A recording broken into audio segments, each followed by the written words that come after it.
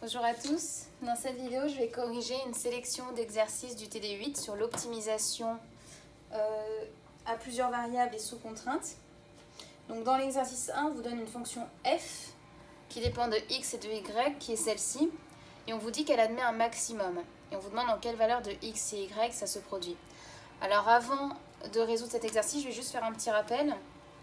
Quand vous avez une fonction avec une seule variable, f de x, elle admet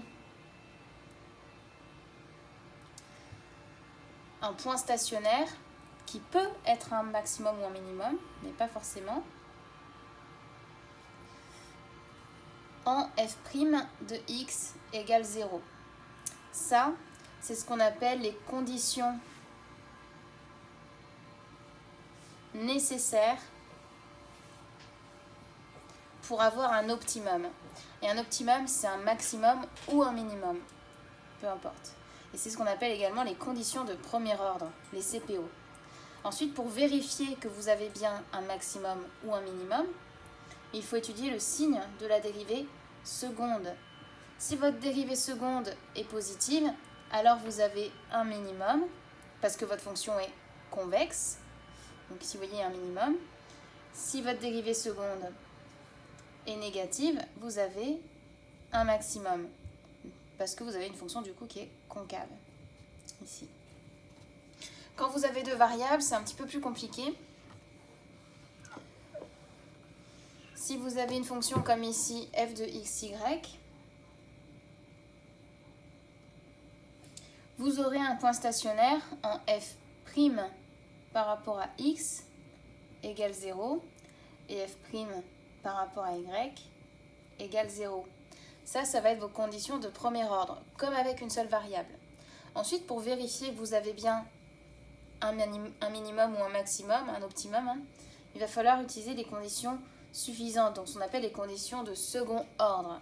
Comme pour la fonction où il n'y a qu'une seule variable, vous allez étudier la dérivée seconde. Mais ici, vous avez deux variables, donc les formules sont un petit peu plus compliquées. Par exemple, si votre dérivée seconde, je vais noter comme ça, dérivée seconde de f par rapport à x carré, donc deux fois dérivée par rapport à x, est inférieure à 0, et si votre dérivée seconde de f par rapport à y carré est inférieure à 0 et que vous avez dérivée seconde de f par rapport à x carré fois votre dérivée seconde de f par rapport à y carré moins votre dérivée croisée, dérivée seconde de f par rapport à x puis par rapport à y au carré qui est supérieur à 0, vous avez un maximum.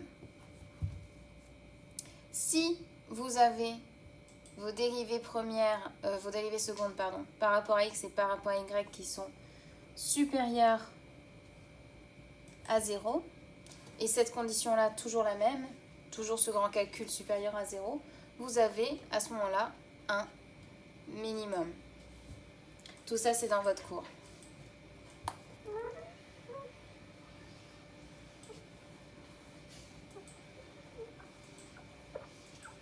Donc on va le faire pour cette fonction. Donc on va cumuler l'exercice 1 et l'exercice 4, puisque l'exercice 1 nous demande de trouver les valeurs de x et y en lesquelles on a un maximum. Et ensuite dans l'exercice 4, on vous demande de vérifier, de démontrer qu'on a bien un maximum. Donc on va le faire ici. Je vais dériver f par rapport à x et je pose égal à 0. C'est ma condition de premier ordre. Donc je vais obtenir moins 4x plus 4 égale 0. J'isole x, donc ça fait 4 égale 4x. Donc x égale 4 divisé par 4, ça fait 1. Je fais la même chose avec y.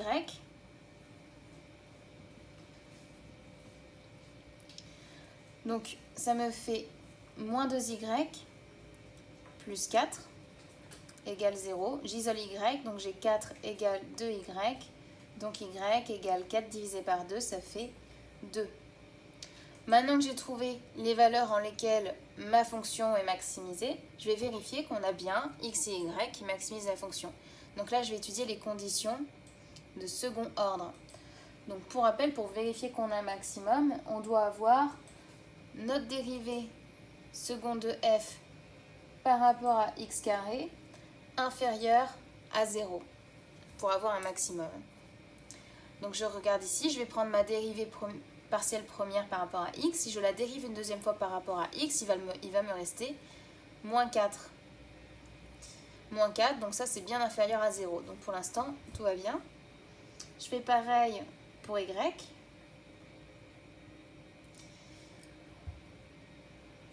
Je dois avoir cette dérivée seconde qui est inférieure à 0 aussi.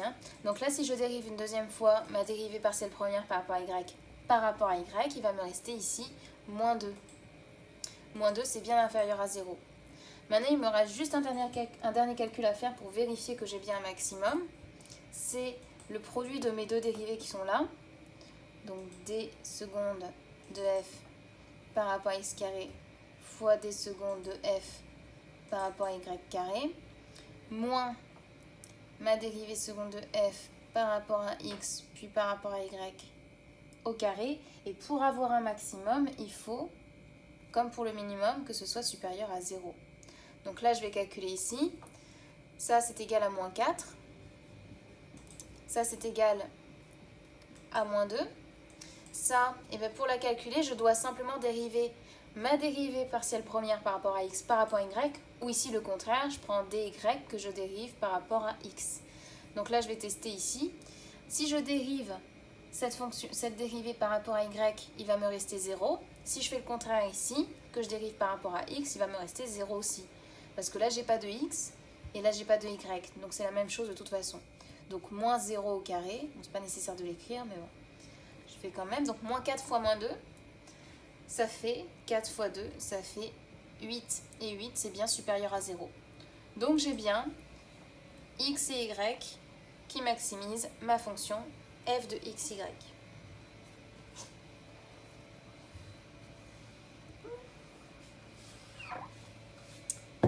Voilà pour ces exercices. Je vais ensuite faire le deuxième. L'exercice 2, on vous donne une fonction P de x, y. On dit que c'est le profit d'une entreprise. Alors souvent le profit, on le note plutôt pi. P, c'est réservé au prix. Mais bon, ici dans l'énoncé, c'est noté P. Et on vous dit que c'est moins x au carré, moins y carré, plus 22x, plus 18y, moins 102. Et on vous dit que x désigne le montant dépensé pour la recherche et y le montant consacré à la publicité. Et on vous demande de calculer le profit quand x égale 10, y égale 8, et quand x égale 12, et y égale 10. Alors là, simplement, vous remplacez x par 10, y par 8, et vous calculez. Et là, vous faites le contraire, vous remplacez x par 12 et y par 10. Et vous aurez le résultat. Là, je ne vais pas le faire parce que ça, c'est un calcul d'image que vous savez déjà faire.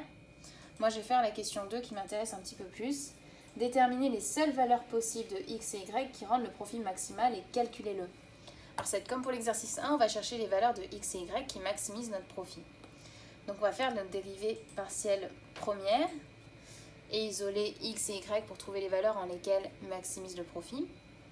Donc, je fais d rond p sur d rond x égale 0 pour trouver la valeur de x qui maximise mon profit.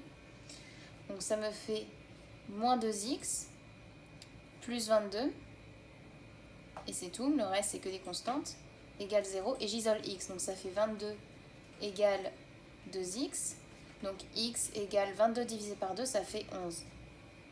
Ensuite je fais pareil pour y, d rond p sur d rond y égale 0, et ça va me donner moins 2y plus 18 égale 0.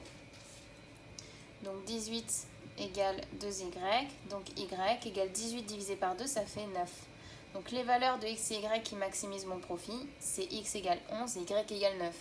Si vous voulez le vérifier, vous utilisez les formules que je vous ai montrées dans l'exercice précédent. Là, ce n'est pas demandé de vérifier, donc je ne le fais pas.